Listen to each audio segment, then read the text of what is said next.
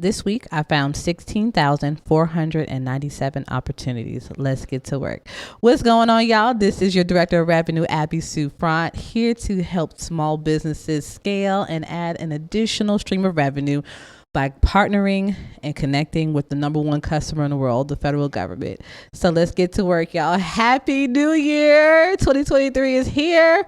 We are starting fresh. We are starting new, and I'm glad that y'all rocking with me this good old 2023 year. And y'all start with me a little early, so you might be able to get your feet really settled and wet in this good old year. I'm so happy to be able to see you guys. There's a lot going on in these streets, so let's not waste any time. So the federal government finally agreed on their budget for the 2023 fiscal year, and they have agreed upon a budget of $1.7 trillion. I can't even count that high. Okay, I said $1.7 trillion. Yeah, that's a lot. I can't even fathom that. Last year they had 1.2, and I got some of that pie. Hey, I got like a little bit, right? Oh, but this year I plan on investing my time more and my resources more into obtaining more of that pie for this year. And so I want to ask any of you, did you guys get any piece of that pie? Like, let me know in the comments. Let me know, like, how much did you pull up on the federal government last year or your state and local government? Because if you didn't, you need to, right? So I'm here to definitely help guide y'all on your path to working with the federal government, with the state government, your local government, to scale higher. Okay. I love this customer because they have a budget for me. You know, they're looking for me. I'm not looking for them. Mm-hmm. I kind of like that a lot. You know, I'm kind of low key being pursued. Ain't nothing wrong with being pursued, right? Pursue me with a budget. Oh, come on now. Okay. Let me go ahead and focus. Okay. So I started off by saying how many opportunities I found. And mind you, right now in this season, it's a little bit slow.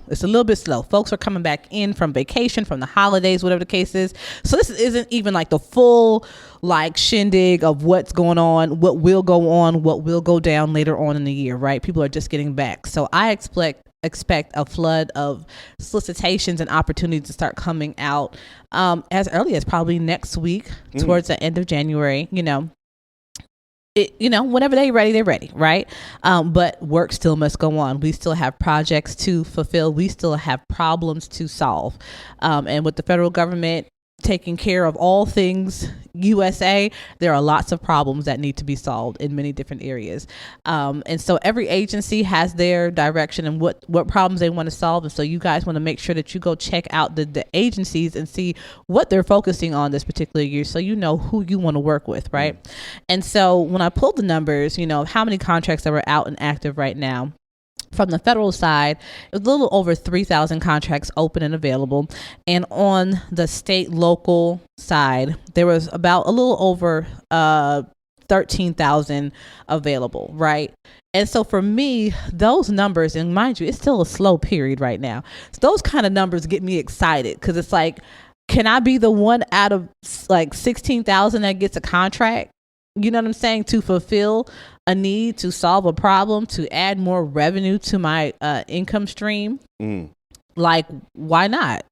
And to create some really great cash flow, which positions me to be able to get more money, or OPM. Y'all, like, they love to throw that word out there, OPM, right? But if you have enough cash flow coming into your business, you can definitely qualify for some really great financial opportunities, right? And that alone right there helps you expand and your business far and wide, right? You can add more people, you can invest. Like, there's many different ways and avenues you can definitely use your money, but we're not talking about that today. So I want to talk about real quickly about a particular contract that tickled me, one that I find interesting. I see lots of contracts on a daily basis, and I always want to highlight a contract that just tickled me, that I thought was just like, oh, or like, oh snap, they looking for that, and I just want to just show y'all the opportunities that are really out there. And mind you, the government does business with businesses. They do not do business with people. People operate businesses, and that's how the government does business. So if you have a business, you are eligible ish. Right? I don't make it see it's simple, but it's not simple. You got to have your ducks in a row. They don't do side hustles and all that. You got to be official. You got to have your stuff in place, and we'll talk about that later on. I'm definitely going to talk about how to fund these contracts, because I'm like the sourcing queen. Okay, I can find lots of contracts, especially these product contracts, where you just buy products for these agencies, put your fee on top, and you make some money. I did a couple of that last year. When I first entered into the government world, I lost my first contract, and then the next week I won 6 on the same day. So that was very exciting. That was very encouraging, and I just want you all to win too. Like, let's all win. Why can't we all win, right? I want a community of winners, right? People who are going to put in the work and solve these problems for the government, because they're not going away. They come back every year, and guess what? They create a new budget every year. All right. So this contract that I'm going to talk about today, it actually is out of the state of Alabama. Hey. And shout out to everybody in Alabama, right? We holding it down, and it just tickled me, because I was like, they looking for that. These states be looking for lots of different things. Like, it's just, sometimes you be like, they looking for that. Yes, it is a whole solicitation out here for it. So I'm gonna read you what are the requirements of it. So this is, again, out of the state of Alabama, and they're looking for nursing pads, like for women who have had children for birthing purposes. We put them on our breast, right? So they're looking for nursing pads, color white. All layers must be 100% cotton, double napped bleach flannel. Must be machine washable, non-disposable. Must be 4-ply. Must be circular in shape with uniform diameter. Must be delivered prepackaged with 4 pads per package. Must be made in the United States of America. And the vendor, which is us, we must submit 2 samples of the exact quoted product at no cost to the agency, and the samples must be received before the date of bid opening. All very key information. Now they put that they just want 1, so they're looking for 2 samples, but they want you to price the unit price of 1. How much would it cost for 1? And that is let's see, they said they wanted prepackaged with 4. So 1 pack of 4, how much would we charge the government? It is very important to read the fine details of the RFP. Do not get yourself excited about doing something and you cannot fulfill everything they are requiring in the solicitation. Don't get yourself caught up. Don't get emotional about it. There are way too many opportunities out here to get caught up about 1. You should progress yourself in a way where you can look at it, skim through it, and make an instant decision like, we can do it. Okay. And then you can look through it even deeper. And usually by that point, my process is I would print it out, and then I go through it with some highlighters, with my pencils and pens. And my RFPs my solicitations, they look all kind of crazy, but they make sense to me. And then that's me further digging in whether or not I can actually do it and fulfill it. So at this one, state of Alabama, there's an agency here that's looking for nursing pads. They're looking for a quote. And you must send in samples. Do not think that you're going to write this proposal and not send in some samples. Gone. Rejected. I have learned a lot over the last few months.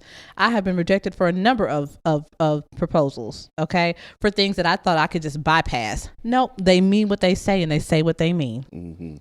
If they want some samples, if you can't provide samples, let's move on to the next thing, okay? Do not get worked up. If you're having a hard time getting some samples, you might want to move on. If you can obtain some samples, make sure you get it, obtain them, and then send it in on time. Really before time. Y'all know how the mail system works these days. I'm not going to throw no names out there, but just be wise on who you use as a courier service to get your stuff to the government. Because you want your stuff to get there on time, and you want to be considered for the bid. And so many times I have seen, especially where people have to put in samples where they don't include the sample.